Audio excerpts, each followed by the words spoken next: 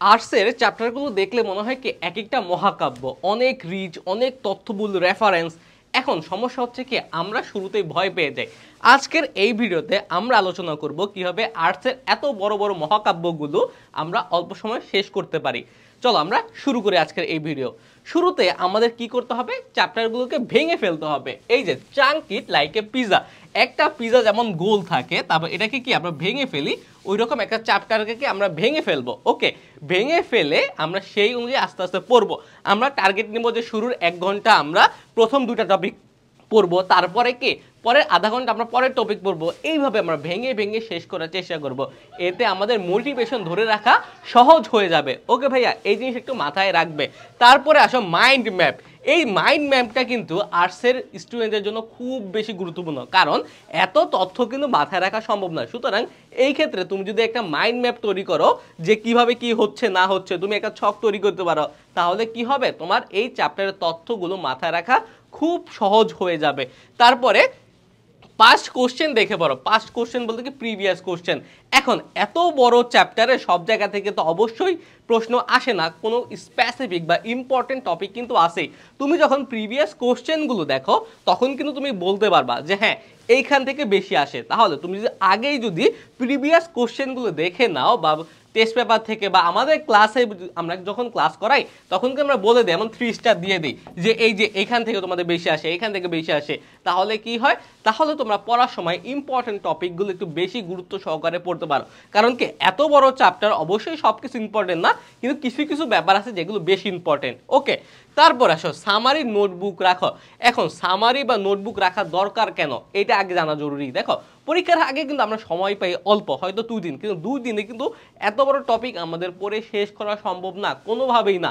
এখন সেই ক্ষেত্রে আমরা যদি সামারি নোটবুক রাখি তাহলে কি হবে, আমরা অল্প সময়ে এই পুরো বড় চ্যাপ্টারের টপিকগুলো সম্পর্কে একটা সম্যক ধারণা পেয়ে যাই। আর যখন আমাদের ধারণা থাকে তখন সিকিউ আসুক এমসিকিউ আসুক, তার আমরা কিন্তু আরামসে অ্যান্সার করতে পারবো। এই ক্ষেত্রে কিভাবে নোট মেনটেন করা লাগে ওইটা নিয়ে আমাদের ভিডিও আছে, আমরা ক্লাসেও কিন্তু এগুলো বলে দিই। তোমরা যারা আমাদের ক্লাসে এখনো অ্যাড নাও, তোমরা অ্যাড হয়ে যেতে পারো। এইচএসসি 25 তো অলরেডি শেষ, 27 আর 26 27 তোমরা উভয়কে এই কোর্সে যোগ হয়ে যেতে পারে। এখানে অনেকগুলো ক্লাস আছে, সব each and every topic cover করা হয়েছে, ফার্স্ট পেপার সেকেন্ড পেপার উভয়ই। তারপরে প্রথমে বুঝো পরে মুখস্থ করে। এখন অনেকেই বলে যে ভাইয়া আর্টস মানে কি মুখস্থ। ভাইয়া এটা হচ্ছে সবচেয়ে বোকামি, এটা আমাদের সমাজের একটা ভুল ধারণা। আর্টস মানে মুখস্থ না, আমার নিজেরই মুখস্থ বিদ্যা নাই বললেই চলে। কিন্তু আমি কিভাবে পেরেছি, বিষয়টা এইরকম যে আসলে আর্টস কোনো মুখস্থ না। তুমি ইকোনমিক্স, তুমি ইংলিশ, এগুলো মুখস্থ কতটুকু করবা? আর এত টপিক কি মুখস্থ করা সম্ভব? না ভাইয়া, মুখস্থ করা সম্ভব না। তোমার আগে বোঝা লাগবে, যখন বুঝে বুঝে পড়বে তখন ওই পড়াটা তোমার ভিতরে থাকবে। হ্যাঁ, কিছু কিছু মানুষ মুখস্থ করে দেখবা টানা, কিন্তু যত দ্রুত তারা মুখস্থ করে না তত দ্রুতই তারা এটা ভুলে যায়। মুখস্থর জিনিস কখনো তোমার মধ্যে বেশি দিন থাকবে না, তুমি এটা মাথায় রাখবে, বুঝে বুঝে পড়বে, তাহলে কি বিষয়টা তোমার মধ্যে দীর্ঘস্থায়ী হবে। ওকে, তারপরে ফোনকে বন্ধু বানাও। আমি কিন্তু বারবার প্রত্যেকটা ইয়েতে বলি যে ফোনকে বন্ধু, কারণ কি এখন ফোনে নাই এমন কোনো কিছু নাই। ভালো দিকও আছে, খারাপ দিকও আছে, কিন্তু অবশ্যই তোমার ভালো দিককে কাজে লাগাতে হবে। যদি খারাপ দিককে কাজে লাগাও তাহলে ফোন হয়ে যাবে তোমার শত্রু, তখন কিন্তু ফোন আর তোমার বন্ধু থাকবে না। তুমি ফোনকে ব্যবহার করে খুব ভালো ভালো জিনিস করতে পারো। অনেক অনলাইন ঘাটাঘাটি করলে তুমি অনেক কিছু পাবা। তুমি কোন বিষয় লাগবে, কোন টপিকে তোমার লেকচার লাগবে বা তোমার কি জানা লাগবে, সব কিন্তু এই ফোনের মাধ্যমে বর্তমানে তুমি পেতে পারো।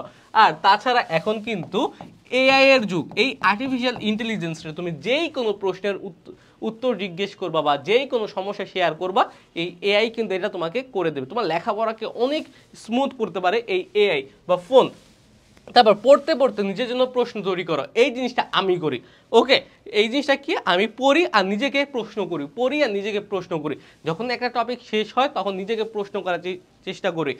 যদি নিজেই ওই অ্যান্সারটা দিতে পারি তাহলে ভাবি যে না এটা আমার হয়েছে। আর যখন তুমি নিজেকে প্রশ্ন করে করে পড়বা তখন দেখবা কি যে পড়াটা তোমার কাছে স্মুথ হয়ে গেছে। তুমি দেখবা যে একবার প্রশ্ন করলা, কোনো জায়গায় ঠেকে গেলা, আবার একবার পড়লা, তোমার ক্লিয়ার। এইরকম যে 2বারের বেশি তাইলে পড়াই লাগে না।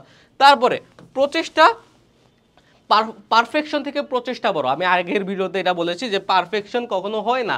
তুমি যখন প্রচেষ্টা করতে থাকবা, প্র্যাকটিস করতে থাকবা, একটা সময় পারফেকশন চলে আসে। একবারে তুমি কখনোই পারফেকশন পাবা না, 2বারে নাও পেতে পারো, 3বার 4বার 5বার লাগলে 10বার যাও, 20বার যাও, 30বার যাও, একটা সময় যদি তোমার প্রচেষ্টা থাকে তোমার পারফেকশন আসবেই। সুতরাং এই জিনিসটা তোমার খুব ভালোভাবে মেনটেন করা লাগবে। ওকে, তারপরে দেখো সবার শেষে নেলসন ম্যান্ডেলার একটা বিখ্যাত উক্তি আছে, তোমরা অলরেডি এটা জানো, it's always seems impossible until it's ডান। অর্থাৎ যতক্ষণ না পর্যন্ত একটা কাজ করা সম্ভব হয় ততক্ষণ পর্যন্ত এটা ইম্পসিবলই মনে হয়। তোমরা আগেই চ্যাপ্টার দেখে ভয় পেয়ে যাও, আল্লাহু আকবার 60 পেজের চ্যাপ্টার কেমনে শেষ করবো। ভাইয়া তুমি একবার শেষ করেই দেখো না, দেখবা যে শেষ হয়ে গেছে, শুরু করলেই শেষ হয়ে যায়। যখন আমি রুবিক্স কিউব মিলানো দেখতাম এক একজনকে, আল্লাহ এটা কেমনে মিলায়, যখন আমি মিলানো শিখছি তখন মনে হয়েছে কি এটা তো ইজি একদম, এটার চেয়ে সহজ কোনো কাজ হয়। এইরকমই তোমরা যা শুরু করো না ভাইয়া, তোমরা একটা বড় চ্যাপ্টার হোক ছোট চ্যাপ্টার হোক লেখাপড়াটা শুরু করে দাও। এখন এইচএসসি 26 অলরেডি কিন্তু এইচএসসি 26-এর অলরেডি অর্ধেক শেষ, অর্ধেক আমি বলবো যে 70% টাইম শেষ। এই 70% টাইমে কিন্তু কি আমি জানি তোমরা যেহেতু মানবিক স্টুডেন্ট সবার সিলেবাস এখনো কমপ্লিট হয় নাই, তোমার এই ক্ষেত্রে তোমার ব্যাকআপ দেওয়া লাগবে। এই ব্যাকআপের জন্য তোমরা কি করতে পারো, আমাদের এই একাডেমিক টু অ্যাডমিশন কোর্সটা তোমরা পারচেস করতে পারো।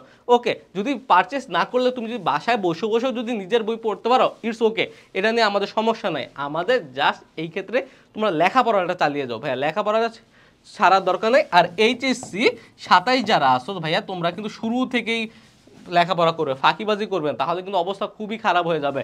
কারণ কি তুমি যদি এখন থেকে লেখাপড়া করো তাহলে বেনিফিটটা কি, বেনিফিট হচ্ছে তোমরা তো তোমাদের একাডেমিক পড়া শেষ করতে পারবেই, তার পাশাপাশি আমাদের এখানে কিন্তু কি অ্যাডমিশনের ক্লাস দেওয়া আছে। তোমরা যারা ঢাকা বিশ্ববিদ্যালয় সহ দেশের স্বনামধন্য পাবলিক বিশ্ববিদ্যালয়ে লেখাপড়া করতে চাও সেক্ষেত্রে কি তোমার অ্যাডমিশন টেস্টে কিন্তু অ্যাপিয়ার হওয়া লাগে। সুতরাং এই ক্ষেত্রে তোমরা অ্যাডমিশনের ক্লাসগুলো করতে পারো, তাহলে কলেজ থেকে নিজেকে তুমি কি করতে পারবা, প্রস্তুত করতে পারবা। ওকে ভাইয়া, তাহলে আজকের এই ভিডিওটা এই পর্যন্তই থাকলো। আশা করছি ভিডিওটা তোমাদের উপকারে এসেছে। পরবর্তী কোনো ভিডিওতে আবার দেখা হবে, সেই পর্যন্ত সুস্থ থাকো, ভালো থাকো, আসসালামু আলাইকুম।